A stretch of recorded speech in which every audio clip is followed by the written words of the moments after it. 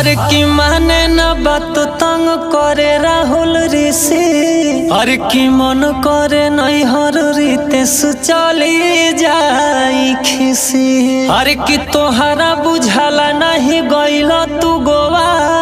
अरे मांगो तवे शशि रोज खाए खाती खोआ।